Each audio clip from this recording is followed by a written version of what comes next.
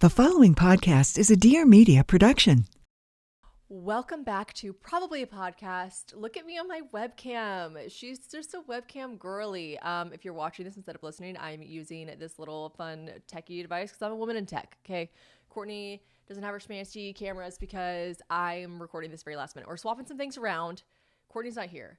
I just triple checked you guys. Anytime I record in this fashion, I quadruple check because that one time I recorded an entire episode when I was at the beach being like, ooh, I'll be good. I'll be recording on vacation. And then I never press fucking record.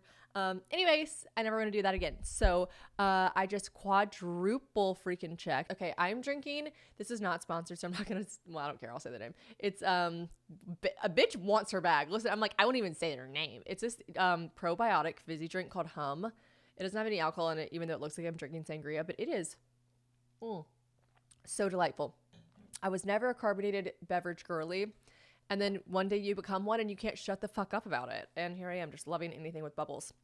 Okay, so welcome back to Probably a Podcast. We are going to be doing a little Q&A, a little advice segment, all right? I wanted to I'm really trying so hard to get Kristen on the podcast for the rewatch. And, you know, I'm really laying my spades out here because if she never ends up coming on it, then you know that she said no. But basically, by trying really hard, I mean, I'm trying to figure out the right way to ask her because, like, we're friends, we're cordial. Like, if I see her, I saw her in a grocery store one time with her kids. She's like, hey, how are you? I'm like, good, how are you? Like, said hi to her kids, said hey to her. We're very, like, you know, nice. But obviously, we're not besties. I don't have her phone number anymore. So, like, anyways, I'm trying to figure out the best plan of attack is the wrong way to put it. I'm trying to figure out the best way to ask her, like, hey, will you be on my rewatch podcast? Come on, this silly little show that was not that long ago. So you're probably like, why are you doing a fucking rewatch episode, girly? But anyways, we're gonna just try. I think I'm gonna figure it out. I think I've got a friend, a mutual that makes the most sense to ask her. And I'm like, listen, babe, it's on your terms. It's on your terms. So anyways, you guys put some good juju out there that Kristen decides to come on the finale episode of Very Cavallari Rewatch. I don't know why I just thought about that. Oh, that's why we're switching. I'm like trying to further delay the rewatch of Very Cavallari episodes because I want her to be on the finale. Okay, that's it. That's me out loud manifesting. Because she might be like, I don't want anything to do with that, you weirdo. And I'll be like, okay, totally understand. So I decided that we would do a last minute Q&A, little advice column, you know, like I used to do. So basically, I just asked you guys for some questions pretty last minute, so maybe I can still dive in and find some more. And they were good ones. They were really good ones. Let's see, what have I got going on? Oh, I look so glam right now. Like if you were watching this, you're probably thinking, holy fuck, she looks so good. Thank you. Oh, I look so glam because I am heading to an event with Revolve. Revolve is doing an event in Nashville, which will be really fun. So me and Taylor and the girly swillies, we are going and I'm very excited and it'll be fun. So that's why I look so glam. If you're like, wow, you really got dolled up for this podcast. Although I am trying to there's a lot of Q&A questions about my makeup, which I felt like is very hard to say like on the podcast, but I appreciate the compliments. I've been doing this new thing, like this trend on TikTok and Instagram where people are doing like Australian makeup, and it's basically just like code word for like dewy tan, like lighter glam, even though this is pretty heavy for Australian glam, but it's like more like focused on like making the skin shiny and dewy and then doing like a lot of browns and cocos. I don't know how to explain it, but anyways, I bought literally fucking everything that this influencer Hannah Chody like put on her Instagram. I just bought it all. And I said that's on my Instagram story, but like we don't look anything alike. And I just like can't, I'm like obsessed. I'm hyper fixating on her. Like, I'm like, what would Hannah wear to this? Like I am like being a real big fat fucking freak. Okay. Like I really can't stop it either. Like my obsession's growing. She's probably gonna get weirded out. Like she's being really nice right now. She's like responding like, oh my God, like you'll love all the makeup, babe. Like, oh my God, too funny. Like crying, laughing face. But like, actually, I think it's about to get weird. Like, I feel like she's about to be like, yeah, that Shannon girl is like nice, but kind of freaking me out. And I'll tell you, you should be scared. I'm kidding. I'm not kidding. No, I'm kidding. So yeah, anyways, I've just been trying to really elevate my look, elevate my vibes. And that's not very finance podcast of me, but you know, we go in ebbs and flows. All right. We actually, I didn't get one single question about money on this episode. The Q&A I did. You guys are done. You guys are done asking me money questions. All right. So let's get into the thick of it. The crux of it, if you will. So we're starting out strong. I think this is always a good reminder. I did a whole episode on like friendship breakups, but I wonder if I was speaking kind of from, I don't know how to explain, like a really emotional stance. Whenever I did the friendship breakup episode, I was currently going through a friendship breakup. So I feel like that might have been a bit biased. And I think I was also probably trying to navigate how to talk about it a little bit, but not talk about it all, because I knew she would know I was talking about her. Anyways, I can get more into like an unbiased, just outsider looking in friendship breakups, especially because I've obviously had friendship breakups in my life. So let's get into it. So I think, let's say you have a friendship breakup. First of all, congratulations. Like, well, not if they broke up with you, I guess, but if you had the balls to finally like end a toxic friendship, like congratulations. That's so fucking hard. It is so much harder than breaking up with a guy. I swear it is. Like, breaking up with friends is, it's for the birds. It is the worst, because here's the thing. A person that's been a really shitty friend to you and has done some really shitty things, you can always find so many amazing moments. You can reach into your memory bank. So I can do it right now with any of my friends that I've had friendship breakups with. And I'm like, fuck, they were funny. Oh my God, me and that girl had so much fun together. Oh my gosh, like she used to make me laugh so hard. Or she was so caring that time I XYZ. Like, they always, because of course they were your friend, like they have so many good characteristics about them. But just like any relationship, like a platonic, not a platonic, what's the word I'm looking for? Like a romantic, lol, what? Those are the opposites. Just like a romantic relationship, if you find yourself like dreading it more than being excited for something, or if your cup is, emptying more than it's being filled up, if you find yourself just like in a bad mood, or here's the telltale sign, venting about a friend, sure, whatever, happens to all of us. Taylor vents about me, I vent about her, I'm sure, whatever. But if you find yourself only wanting to talk shit about that person every time you guys leave, that's a telltale sign you don't need to be in that friendship anymore, because that's not being a good friend. You shouldn't feel the need, the desire to talk shit about them. And I had like a medium friendship breakup recently. And I think I am positive that Tink says this, but I don't know the concept. I just see it on her Instagram. She talks about like medium friends. And I think that it's like, I explained it whenever I was talking about my wedding invitations. That's like the circles of your friend groups, right? So like you get in trouble when your medium friends think that they're like like your best friends. And then you're like, the expectations are not met, right? So I'll explain it the way that I think of it in wedding terms. So we had a really small wedding, or having a really small wedding. We had an extremely small wedding, just James and I and Taylor. But we're having a really small wedding in Italy, right? So the number is 55. So 55 might even sound like a lot of people, but it's actually not. And I've said this before. It's like 5 and 5 makes 10 of our family members. And then I'm really getting off a tangent here. I promise I'll go back to like the medium friend breakup I had up. I swear this makes sense. But basically, the groups of your friends, it was really easy for me to like make our guest list. Everyone's like, how did you do that? But I think it is much, much, much harder if you were to create a guest list with 100 people, because my 55 were people that I am so close to. It was like, there were no questions asked. It wasn't confusing. It wasn't hard for me to pick. It was like my best friends. And then James got to invite his best friends, right?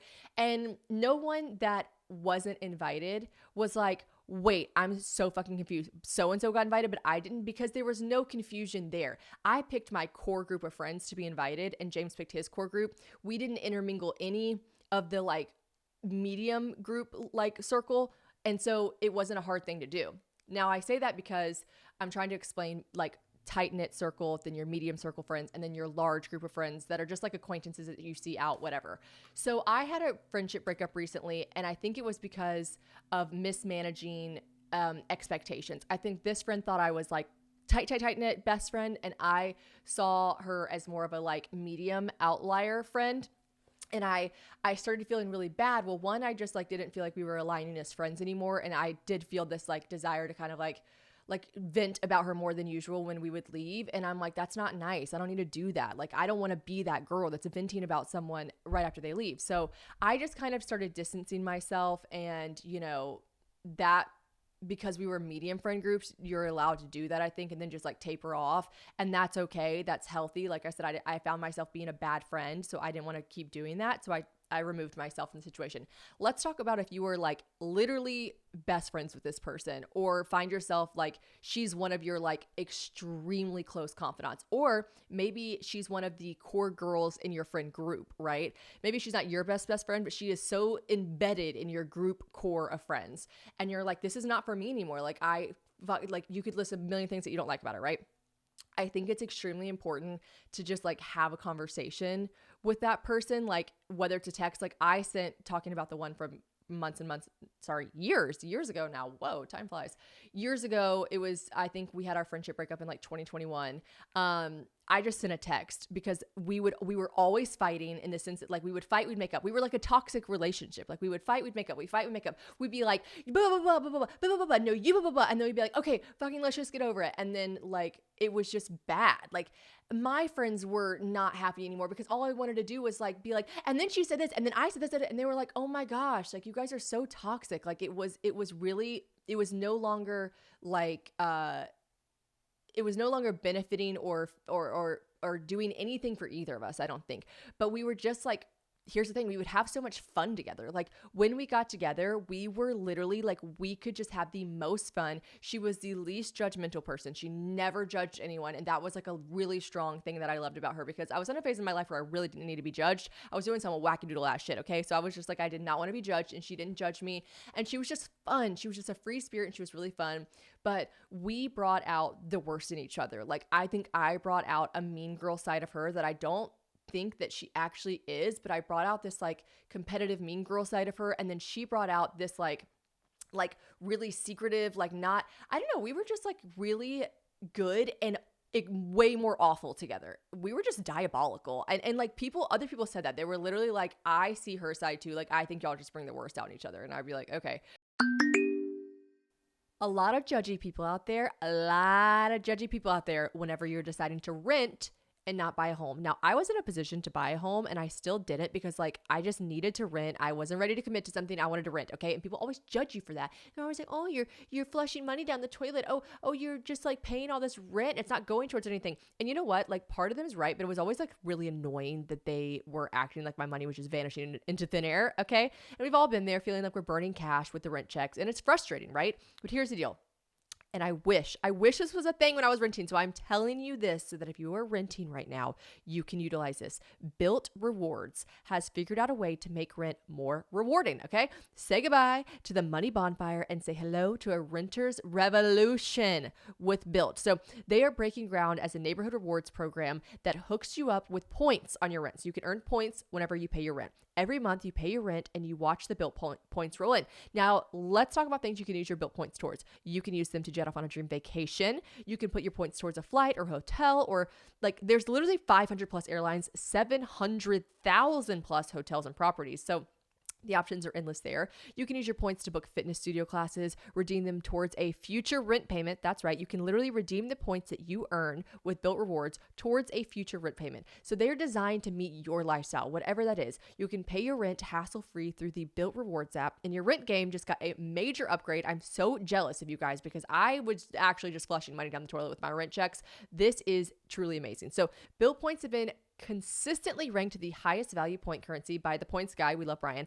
and Bankrate. All right. So earn points by paying rent now when you go to joinbuilt.com/probably. That's JOINBILT.com/probably. Make sure you use my URL so they know that I sent you. Joinbuilt.com/probably to start earning points with your rent payments today. So anyways, I sent her a text, and now again, I don't think it went over well because I was the one to send the text, and like no one wants to be the one to be broken up with. Like that's just not fun. And so of course she wrote back and was like, yeah, I agree. We should not be friends anymore. And I was like, okay.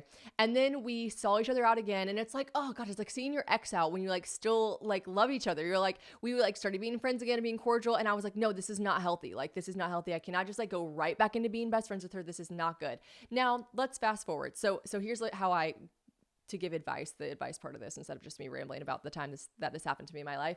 I stopped going where she was going. I knew where she'd be. Now, did that mean I started going to less fun stuff? Yes. And it was fucking annoying. Like I'd be like, oh, this, and I was single at the time. Like I wanted to go to this party that she'd be at. I wanted to go here. I wanted to go here. Also, let me tell you the main thing that I think is really important. I know y'all are like, that's ironic, Shannon. You did a podcast about it, but keep your fucking mouth shut. Like I did not run my mouth about her to anyone, not one person, like all of our mutual friends. Like when they were like, wait, why are you and XYZ not hanging out anymore? I really was just like, oh, just kind of drifted apart. Oh, just, I don't know. It's fine. Oh, I still see her. Like sometimes I would just straight up lie to people and be like, oh no, we're fine. I see her. She's fine. Like That speaks volumes. You do not need to get your side out there as much as you think you do, as much as, especially if you're in a friend group and the friend group's like, wait, what happened? Wait, what's going on? You do not need to say your side. Not saying your side says a million words, and they're all leaning in the direction of like, you're more mature. Okay. I had found out at the time, long time ago, that she was like telling anyone that would listen, like whatever she thought our breakup was for and that I was a bad person or whatever. And it really fared better in my direction because like straight up some of the like girls and guys that heard were like, but then again, you're not saying anything. So, I mean, you seem to be fine. And I'd be like, yeah, no, I'm fine. I wasn't fine. I was crumbling. It was a horrible friend breakup. Like, I was really upset. I missed her all the time, but I knew we were toxic. But you win by shutting the fuck up and not going around town telling your side of the story. And I'm not to say that she was going around town saying, but she definitely told like a few people that were our close friends. And I did not do that. And I think that was a better choice. Okay. Now again, emotions run high. We're just girls, okay? So if you already did that, just stop doing it, okay? But I think you cut off communication. I muted her at first, and then I ended up unfollowing her, which was so actually dramatic. Like, that was really dramatic. If you can help it, just try to mute someone. Like, she did something mean to me with another friend, and so I was like, I'm unfollowing her. And I just like, now I look back at that, I'm like, that's so drama. And then then all of a sudden I look like, oh, Shannon unfollowed her. Like, I looked like the bad guy in that situation. Just mute if you can. But you don't need to look at their stuff. It's like a boyfriend. Like, try not to look at her stuff. And then I removed myself, like I said, like I wasn't going to the party she was going to. I was trying to like not see her because it helps you like remind yourself, like, you obviously have other friends, like you have family, you have whatever, like it was fine. And that helped a lot because then by the time I did run into her and see her, it was one, less awkward because I was just like, okay. And two, it was like so much time had passed that it was just like easier. Like, I didn't feel like I needed to speak to her or whatever. So anyways, I think that's a good call. Now I will say this has a happy ending.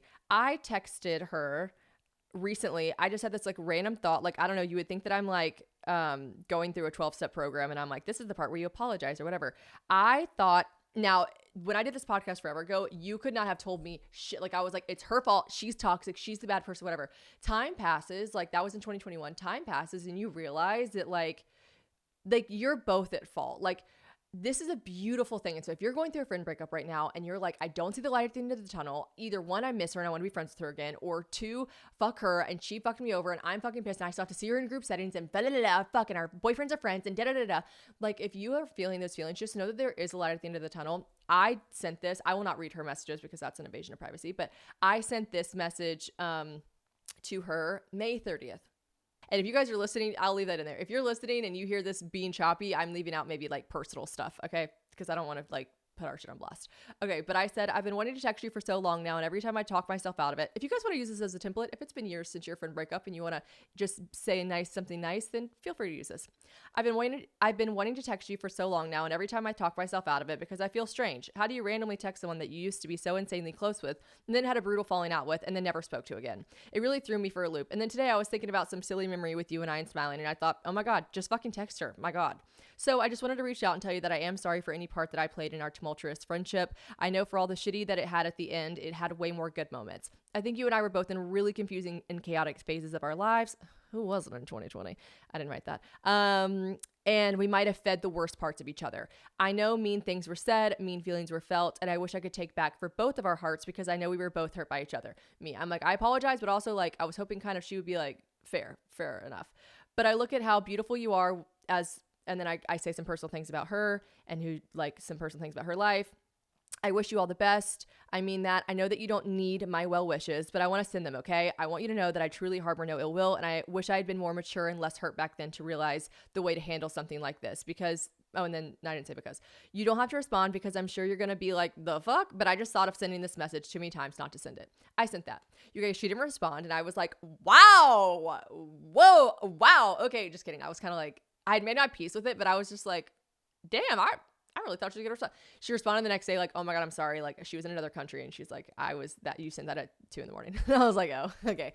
Anyways, it wasn't like I carried the weight of the friendship breakup with me. It wasn't like I carried it around on my back and I'm like, oh, this weight is so heavy to carry, this burden. But like, you feel so light after that. Like, you really do just feel lighter after you do something like that. And now, especially now, if I ever see her, it'll be so lovely. Like, we have moved on with our lives and we are not best friends anymore. Also, like, I didn't go follow her after that. She didn't go follow me. Like, that was just such a nice thing to say. And she sent the nicest thing back, by the way. And, yeah, I just think that that just feels really good when you get to that place. So I think there's a light at the end of the tunnel for friendship breakups, but two very different kinds of breakups. If you're just like not meeting expectations with someone, like Tink says, and I'm sure she has an episode on her podcast about it, but like that is an easier friendship breakup, I feel like, because you can just like kind of slowly start distancing yourself. But if you have to really like have a tumultuous friendship breakup with someone that's in your close group of friends, you almost always like either have to send the text and like do it like a real romantic breakup, like mute them on Instagram, don't go where they're going, like you just have to like do it like the long way. And it's annoying, but look how happy it ends up. Okay. How to navigate being single and dating. All right, I said this before, I'll say it again. And I know it's so fucking hard. It's so hard because I'm going to bring up Tinks again, but she gives the greatest advice. So like I saw recently, she did an episode that was basically talking about how she was like, I'm happy, I'm like successful and whatever, but like I'm fucking lonely. And like you're allowed to be lonely. We're allowed to wallow in it. Like we're allowed to do that. I remember when I was single, I told you guys, like right before I met James, I had enough. I threw a fucking tantrum. I was like, enough is enough. I stomped my feet like a little girl. I was like, I am so miserable with all these fuckboys and I'm so fucking lonely. I have so much love to give and I'm such a good girlfriend, damn it.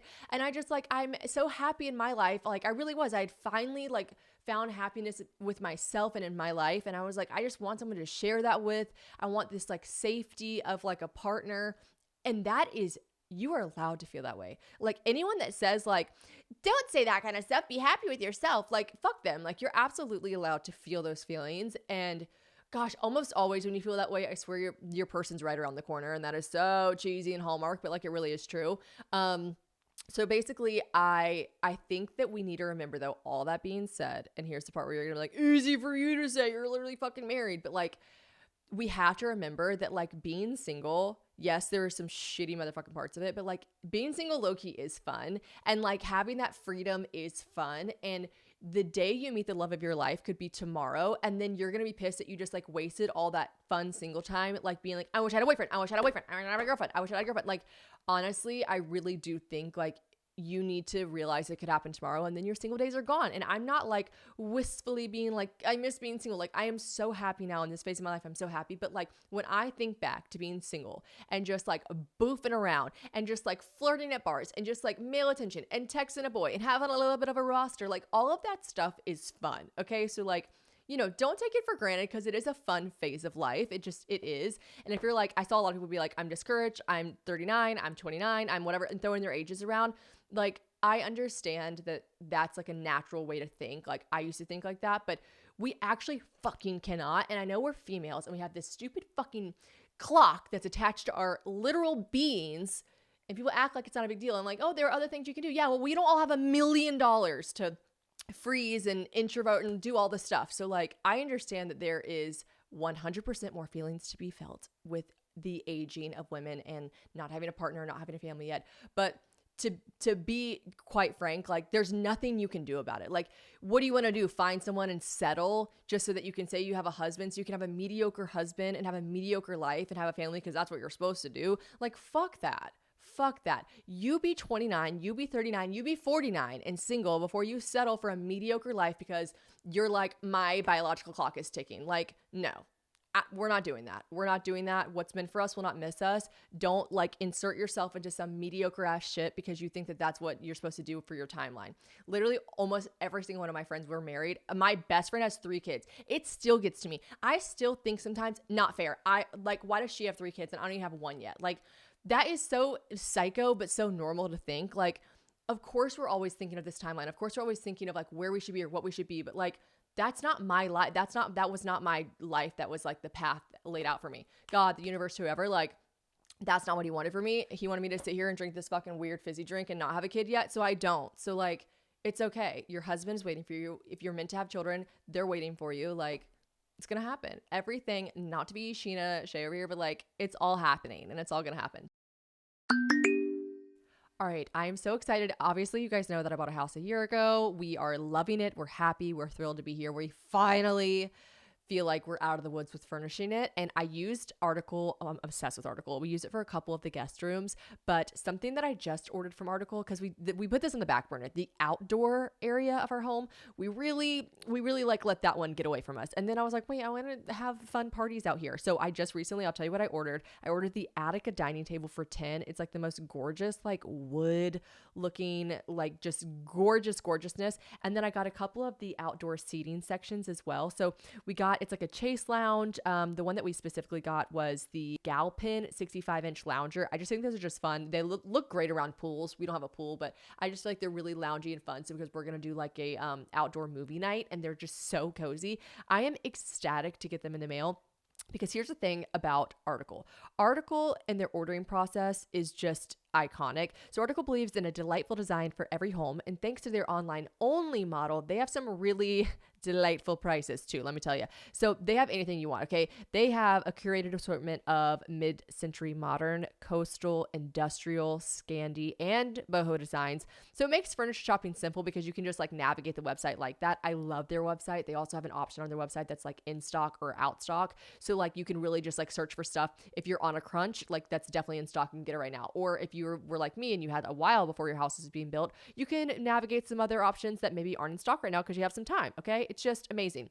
And Article's team of designers are all about finding the perfect balance between style, quality, and price. And that's a big one for me because you either get a crapshoot of like really crummy items, but the price is there, or something that's so overpriced and you're like, but the quality is not even that much better. So Article really does a beautiful, beautiful balance between all of that. And they are dedicated to thoughtful craftsmanship, which is great, that stands the test of time and looks good doing it. And I can attest to that because the things that we have some bedside tables, we have a headboard and a whole like bed from Article. They have completely and totally stood the test of time and we love them. We will use them for moves to come in our other houses that we hopefully will have one day. I would love to have multiple houses, okay?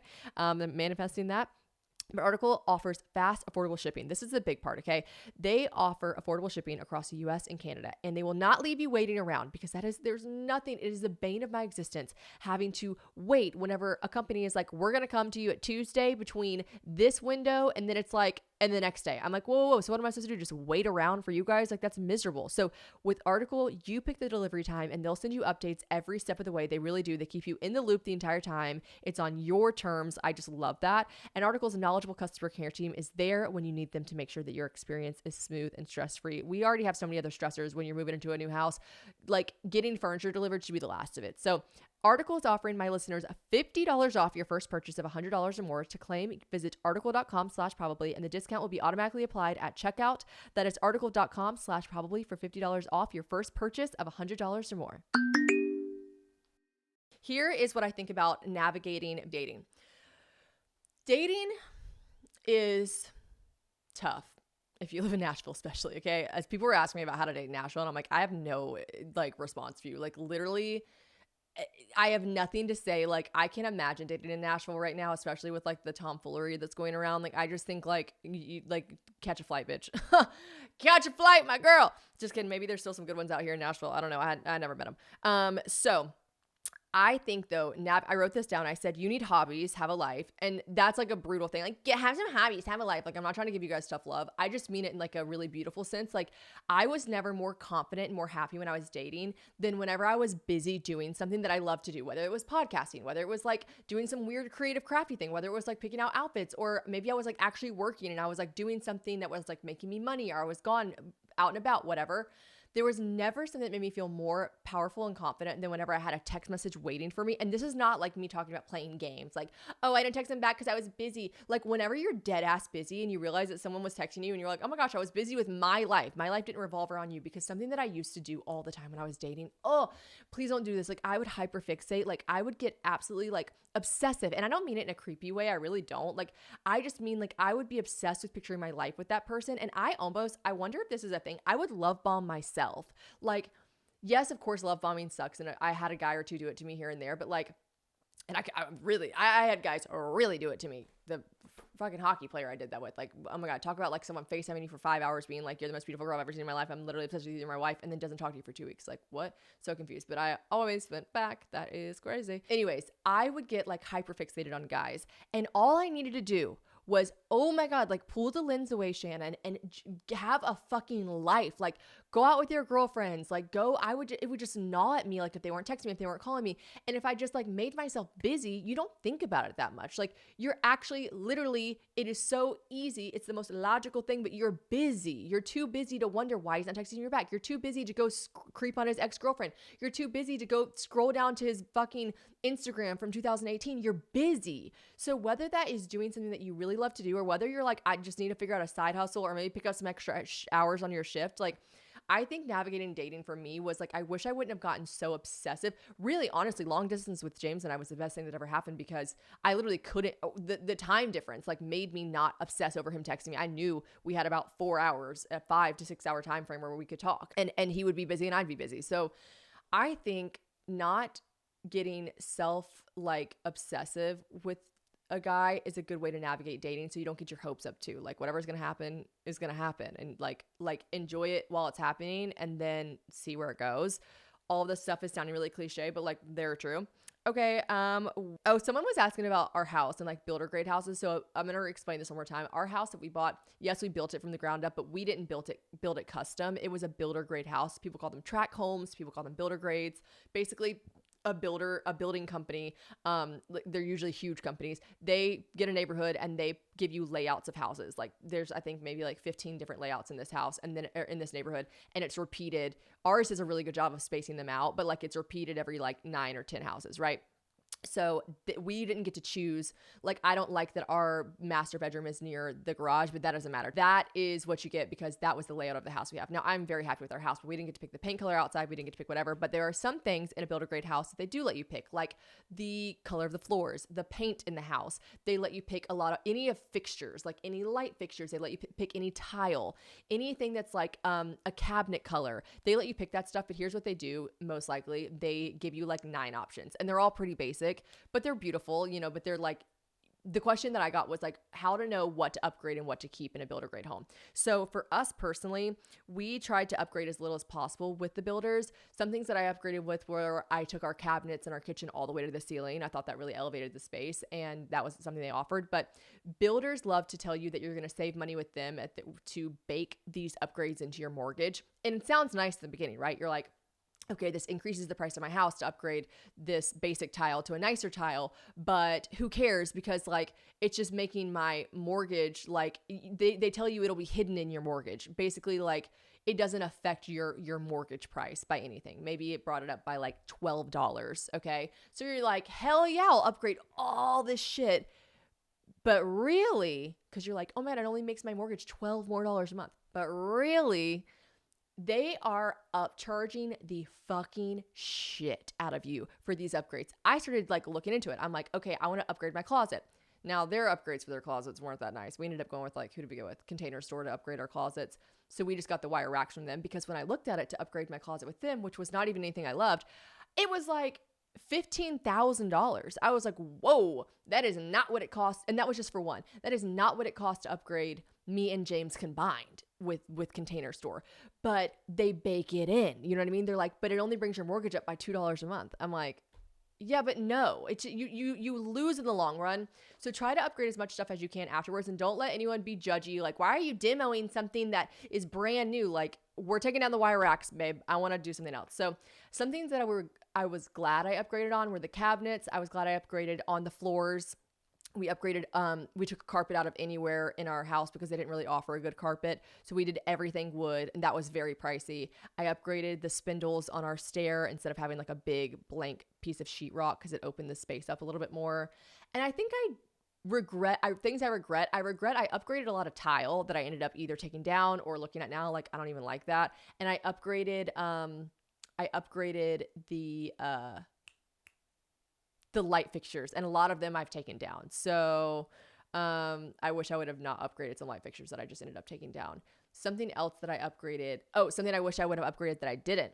I wish I would have upgraded our bathtubs, these like big ugly bathtub inserts. I wish I would have upgraded them to showers, because demoing them is a bitch and a half. And like, I wish I would have just gone ahead and upgraded them to showers, like standing showers with doors, instead of now having to put those in myself, because the demo of these big tub inserts is a whole fucking thing. So that's, if you're interested in house stuff, that might've been boring if you wanted to skip past that.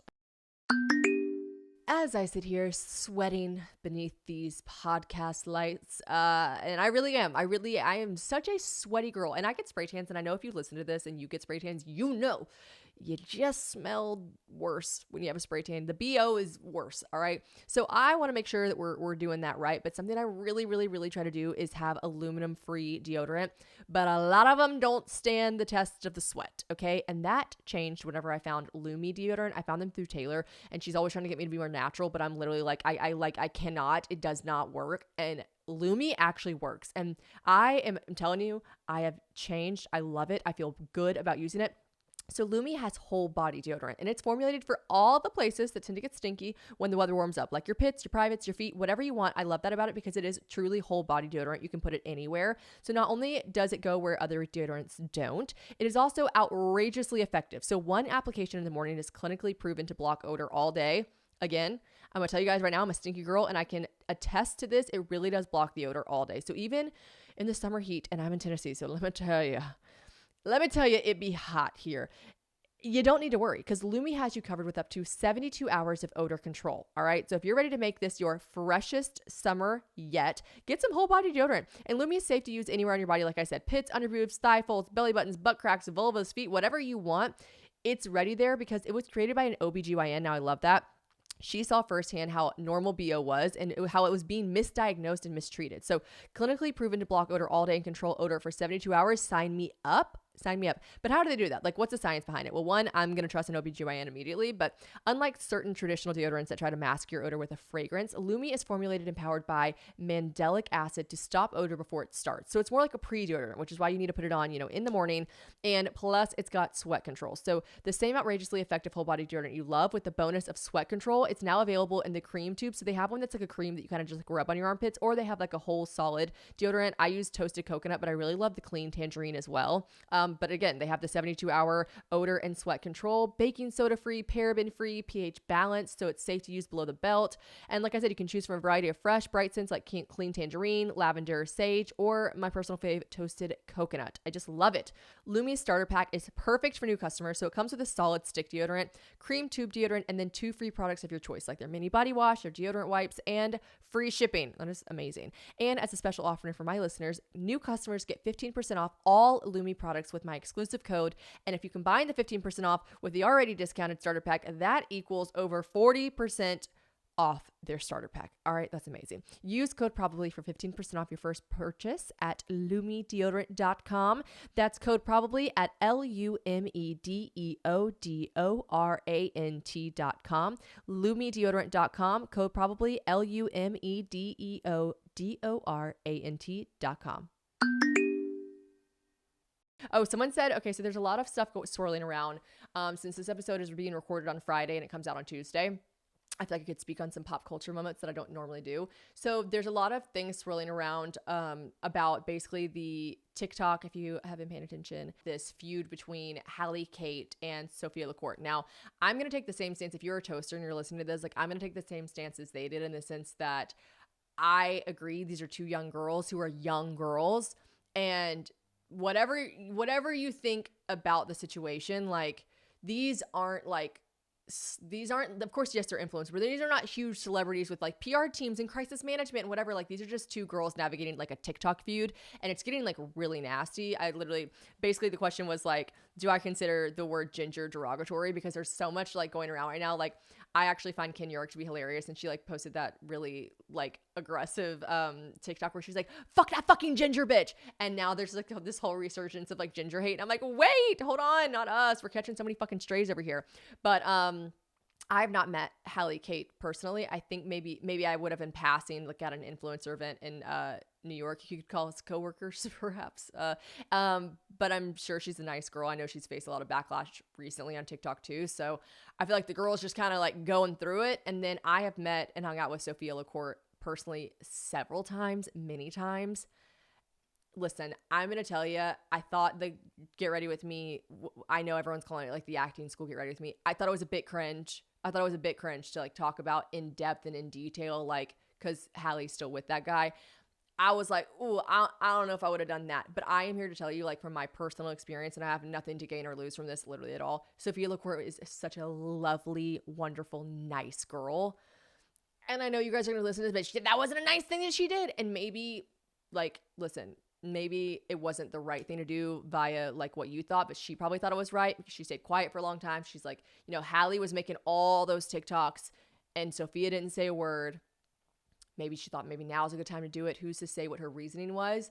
But all I can speak on is like my personal experience with her. And she is like literally the kindest, sweetest girl. Like really really lights up a room and everyone like likes her. So I know that is an unpopular opinion right now and that's a hot take, but I don't want to be fake and tell you guys like that I side with the mass majority of the internet when I've met the girl and she's lovely. So yeah, I wish you know, for this to go away for them because I think that this is probably something they're both like over, you know. So anyways, yeah, that's my thought on that.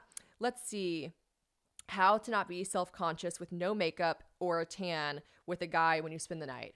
Let me tell you something. This was literally the bane of my existence. So this would keep me up at night. So I dated a guy when I first moved to Nashville. He was like, I did a podcast episode where I found an old journal. I basically was like so infatuated, so in love with, this man, like he was like for me, like the end all be all. And I was like obsessed to a point that I would make myself like physically ill.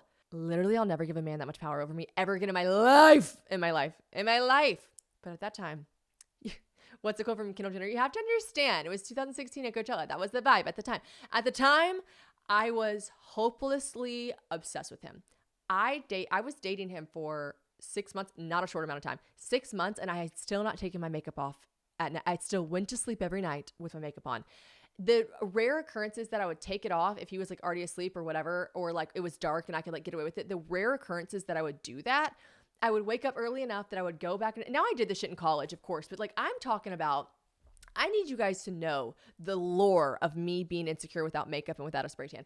I would wake up in the like a little quiet little country mouse, and I would sneak into the bathroom and I'd put mascara on and makeup on and foundation and whatever, and then I'd go back like, oh, like he doesn't fucking know. I've actually had this conversation with James recently. He was like, I had a girl do that one time, and he was like, that girls really do think we're fucking stupid. Like he's like, I woke up the next morning and like obviously knew she had put makeup on. Like he's like, he didn't say it in a mean way. He was just like, girls think guys are so dumb. Like, and I must have thought this guy was so fucking dumb that I was like, like he'll never notice that I put on mascara, foundation, a little bit of lip liner. Like, are you fucking crazy? That's so stupid.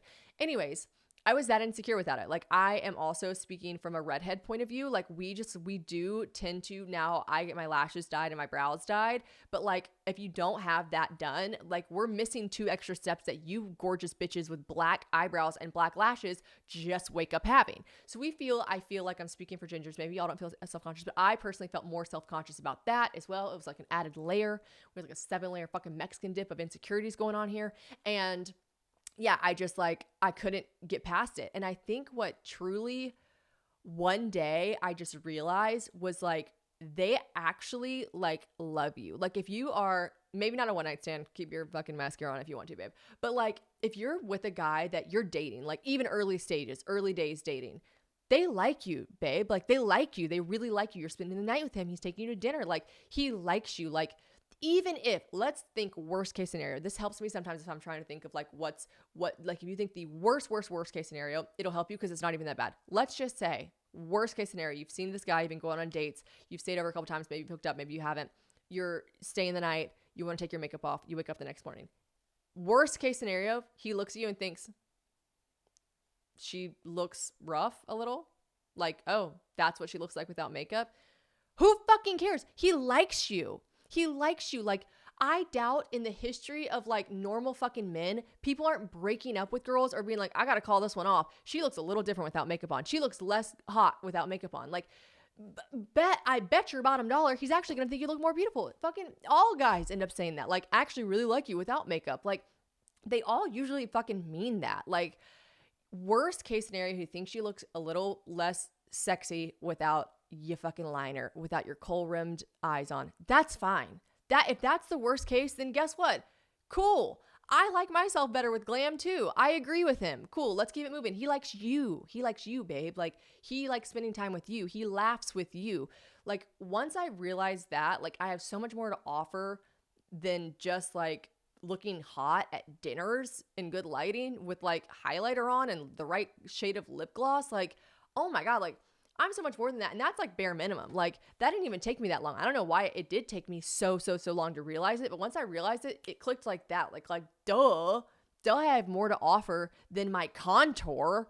Duh, I'm fucking cool and funny and lovely and caring and like, he likes me. Why do I care what I look like without makeup around him? And here's the kicker, like go, like the next time you see him, like you'll have makeup on and you'll look cute and then you'll take it off and then you'll put it, it's all okay. It's okay. But it took me a very long time to like really get over that. So I fucking feel you, babe. And take baby steps. You know what I mean? I was putting full glam on at like 6 a.m. and like crawling back into bed. That's actually fucking crazy. But I took baby steps. Maybe the next time you just like, leave your mascara on, but you take your face makeup off. Maybe you like, bring a little kit to like, just do like, a little like chapstick and a little like swipe of mascara. That's fine. Take baby steps, but like get there because you deserve to feel at ease and confident for a guy that actually likes you. Okay. Because they'll like you no matter what. It ain't going to have anything to fucking do with your makeup. Okay. This is an absolute, this is a dedication of my love. I need to put it on record here as if I don't often enough, but I just love bread, okay? Bread will always be a part of my life. I'm obsessed with bread. I'll never stop eating it. Like, I would just literally die if I was gluten-free, okay? I'm just so happy that I can eat so much bread. But I try to get good for you bread, okay? I'm not quite yet at the point in my life where I make my own sourdough, so I just want to make sure that the bread that I'm consuming is good. And especially during the summer, we're doing a lot of grilling, a lot of outdoor entertaining, and let me tell you what's essential to us. That's going to be some buns. We got burgers. We got hot dogs. We have sandwiches. I'm a huge sandwich girly. When we go on the lake, like you better believe I'm making a sandwich and they're going to be phenomenal. So just because it is summer does not mean that you have to cut out all of your carb-heavy foods you love. Honestly, whatever time of year it is, you don't have to cut out carb-heavy foods. Now, I'm just a girl. I also want to monitor the amount of carbs I'm having, okay? But Hero Bread is literally my hero because they reinvented the bread and buns that make summer great, that make every season great because they're fluffy, delicious. They have this flavor. They have texture. A lot of times when you hear of like a company taking some carbs away and adding in protein or something like Hero Bread is done, you're like, okay, yeah, but what does it taste like? And what's the texture? But here's the thing. It's just as fluffy and delicious as regular bread with no net carbs, 0 grams of sugar, and fewer calories. Plus, here's the important part, protein and fiber. I have the hardest time getting protein in. Like, James can just eat like a 27-ounce steak, and I'm just like not that girl. You know what I mean? So I'm trying to get protein in wherever I can get in. And fiber, obviously, very important as well. So they also have, this is my favorite part. Okay, so I always loved they have like brioche. They have all of these amazing buns for burgers, hamburgers, sliced bread. They've got these like tortilla wraps, but this new thing came out and I am their biggest fan. They have Hawaiian rolls. Hero Bread makes Hawaiian rolls now. I'm obsessed with making those like Hawaiian roll like summer sliders, but these are a bit more guilt-free. You know what I mean? You feel better about it. I put my ham, I put my poppy seed little mixture with the butter and the mustard. I'm just obsessed. Like I am obsessed. It's so good. And I feel good whenever I have it, okay? So Hawaiian roll is definitely my favorite. The burgers and their brioche buns, amazing. We love to make breakfast tacos with the tortillas. We just like the options are endless, okay? It's really nice that I know I'm getting enough fiber. I'm cutting down on sugar. And like I said, I'm adding more protein. I just love that. It's all your favorites, no consequences, no compromising. Like I said, 0 to 1 grams of net carbs, 0 grams of sugar, and it's really high in fiber. So the soft, fluffy experience that you will love while you're having a juicy hot dog on a summer day or a refreshing BLT. Now, me personally, I'm a Southern girly, so like I love a tomato sandwich, which is just like their sliced bread, tomatoes, mayonnaise, and salt and pepper. It's so good. But obviously we use their buns for cheeseburgers, which are amazing. Their sliced bread loaves, their buns or tortillas, the options are endless, okay? And they also have these popular 2-gram net carb hero croissants. I love a croissant. I love a croissant that I can feel better about having. So if you want to keep the carbs out of summer without compromising on your flavor with Hero Bread, then you can get 10% off your order at hero.co and use code probably at checkout. That's code probably at hero.co. Hero.co, code probably. Oh, I wanted to ask this person something. I messaged her. Okay, someone messaged me, my husband has been speaking to me in such a condescending way lately. How do I get him to stop? I responded to her and I said, can you give me an example? I wanted to answer this on the podcast. She said, love you, Shannon. Love you too. Yes, just happened this last Sunday. I was in the shower, and while in the shower shaving, he comes in the bathroom and says, I need to hurry the fuck up and get out because it's been too long. We didn't have plans. I toggled the water to conserve while I took a 25-minute shower, and he didn't need to shower. He couldn't come in calmly to be like, hey, how much longer do you think you'll be? It was like 0 to 100, and he acted like he was in charge of the water in our home. Okay, I feel you. Okay. This is like, first of all, don't stress out. Everything's fine. We don't have to divorce him, but we need to have a conversation with him. And maybe in the moment you're taken aback and like, what the fuck? That like hurt my feelings. You're like, what? I had this issue. Like when people would talk to me like that, and James and I have had situations like this. I've spoken condescendingly to him. He's spoken condescendingly to me. And like I am such a knee-jerk reactioner to that. And I've gotten so much better about not being like that. Like if he speaks to me in a way, anyone, where I don't like that, or I thought he could have handled that better, or I thought that was rude, or that was condescending, or like that was unnecessary, I am the opposite of what he is. You cannot fight condescending with condescending. It no makes sense. Then everyone's just fucking butthurt. Everyone's not happy, and it does not make sense. So what you have to do is you have to literally bring it down to a level where I think that they realize like, oh, that like really hurt her feelings. And I'm not talking about crying. Now you're allowed to cry if you want to cry, of course, but I mean, what, like putting a towel, like not saying a word to him, looking at him, maybe like, excuse you. And then just like putting your towel on and you walk in there and you go, hey, that you just came in and said like, you need to hurry the fuck up. And you should be like, I just thought that was really like aggressive. I feel like and if he starts being combative, you are allowed to say, can I just wait? Can I just say it first? And then can you just like, and you're calm. You're not upset right now. You're calm, cool, collected. You go, wait. Can I just say what I want to say? And then you can say whatever you want to say. And he'll hopefully say yes if he's not crazy. And you'll go, I just feel like even if you thought I was taking a long shower, even if you thought, because babe, you can fucking take a long shower. Maybe you don't agree with what he's being condescending about. Maybe you're like, he doesn't control the water in my house. So you say, even if you thought I was taking too long of a shower, I just feel like there's such an easier, nicer way to say that to me. And then you say, this has happened and James has done it to me too. This has literally happened. He'll say to me like, why did you have to respond like that? Why couldn't you have just said, and give them an example of how you would like to be spoken to?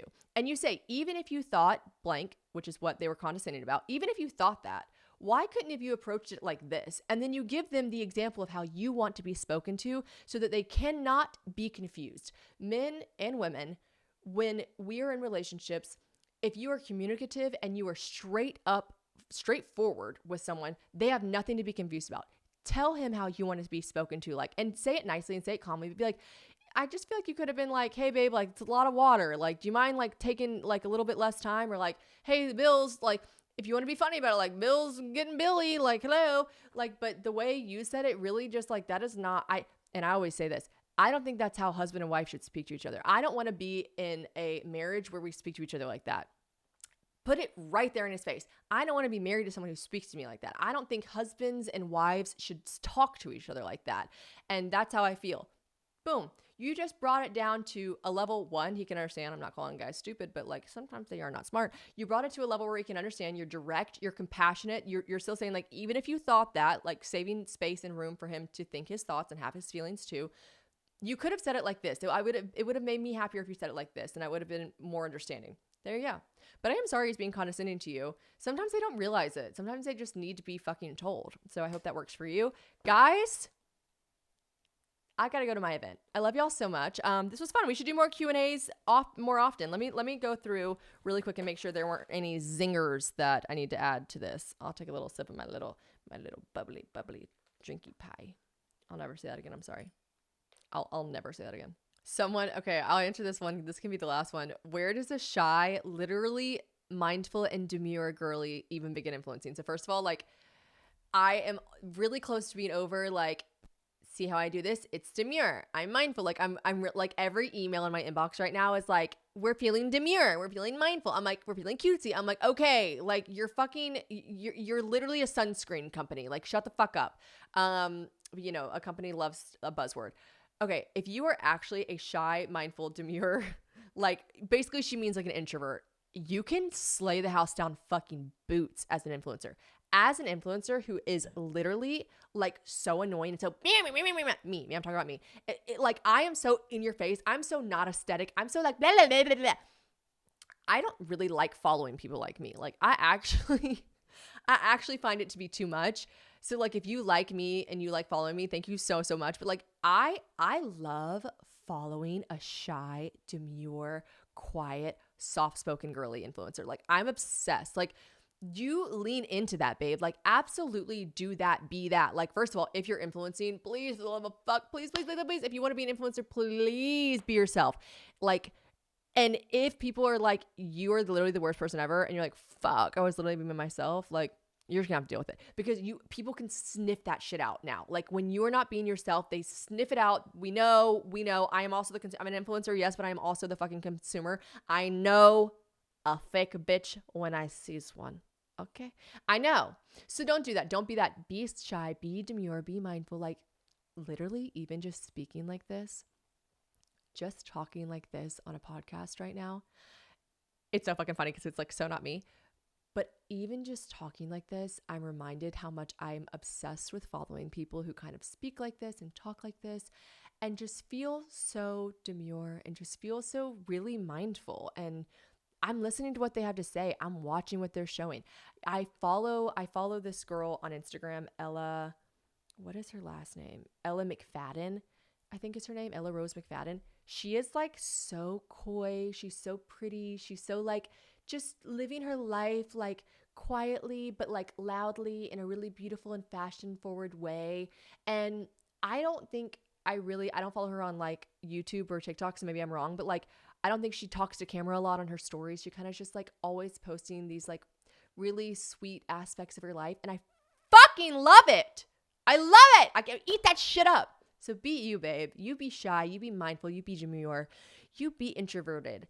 Just share what you want to share. And the people that fuck with it are going to fuck with it. Like, there are literally people on TikTok that watch other people cut soap. Me, I'm one of them. Okay. So like there is a group of people out there who want to watch you. If you want to share, if you are like, I'm seriously thinking about influencing, I want to share my life, I promise there is a group of people who are going to latch on and be into it. As long as you're being honest and you're being yourself, like, people are obsessed. People are obsessed. Everyone, there is a group of people for everyone. So crush it, babe. I believe in you. I love a fucking sly. I love a shy demure bitch. So like, send me your handle because I'm going to follow along. All right, guys. That's all for the podcast today. I'm going to head to my little girly pop Revolve event. I can't wait. It's in Nashville. It's going to be fun. And yeah, love y'all so much. Bye.